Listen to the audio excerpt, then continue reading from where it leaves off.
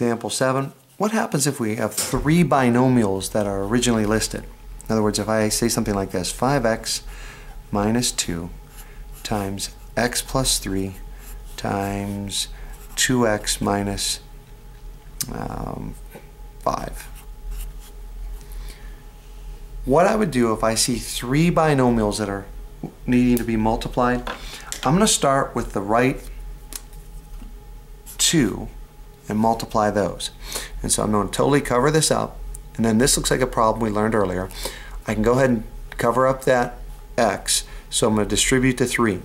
As I distribute my 3 times 2 would be 6x. 3 times negative 5 is negative 15. Then I move to this x, I distribute the x. X times 2x would be 2x squared. X times negative 5 is negative 5x. Put a line. We want to add those up. And so as I add those up, this becomes 2x squared plus x minus 15. And then because I originally had this 5x minus 2, I'm going to have to bring that down.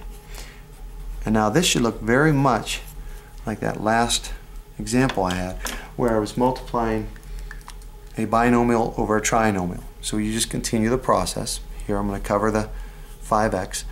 This becomes negative 2 times 2x squared is negative 4x squared.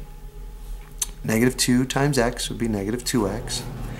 Negative 2 times negative 15 would be positive 30. And then I want to move to the 5x, and I'll shift over, look at my multiplications. 5 times 2 would be 10x cubed. X squared, common bases, add the exponents. 5x times 1x would be plus 5x squared. Again, 5 times 1 was the 5, and then the x common base becomes x squared. And finally, 5 times negative 15 would be negative 65, and then the x just comes along there. I expected these terms to line up nicely.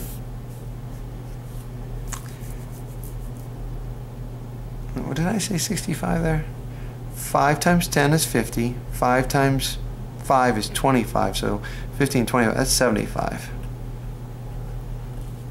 And I want to combine my like terms. This would be 10x cubed plus x squared. And then again, because I messed that up, that's a 75 there. You owe me 75, you owe me 2.